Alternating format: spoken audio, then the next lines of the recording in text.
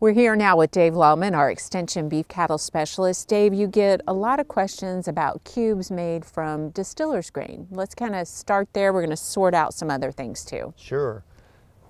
Those are a relatively new product on the market in agriculture. They've only been available for a few years.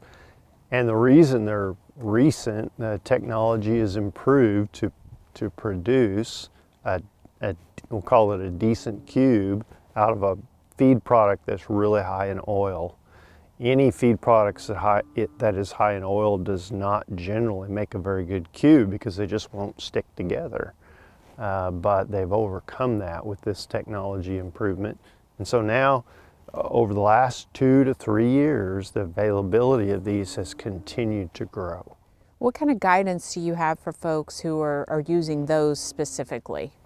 So we have conducted considerable amount of research using distillers' products as supplements to forage-based diets and beef cattle.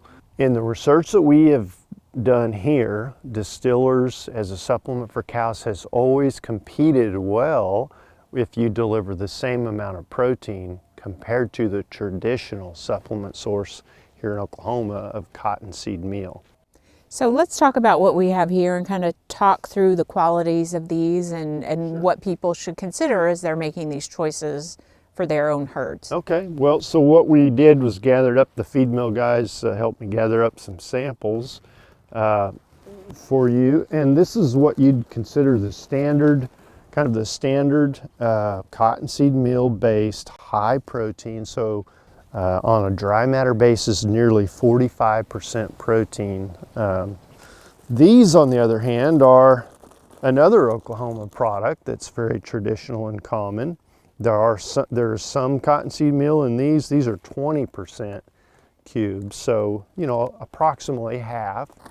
So these are the distillers dried grains with solubles based cubes. They're a 3/4 inch cube rather than 1/2 inch.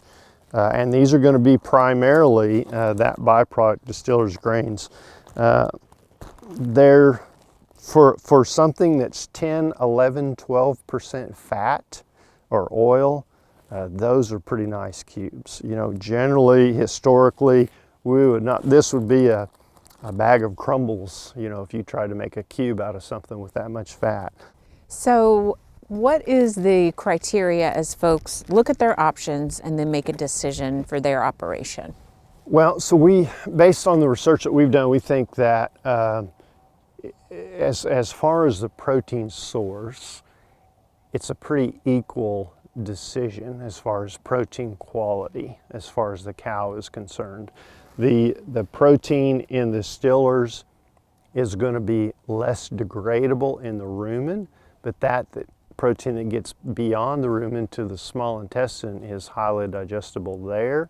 And then the nitrogen that gets digested, nitrogen from the protein, is able to recycle back to the rumen to supply the rumen microbes with nitrogen, regardless of whether it gets digested in the rumen or later in the digestive tract. So the cow's pretty good at equalizing things, and that's kind of how our research turned out. So adjust it as needed for your particular operation. Yep, exactly. Okay, Dave Lalman, thanks for answering all these questions. Good information. Thank you.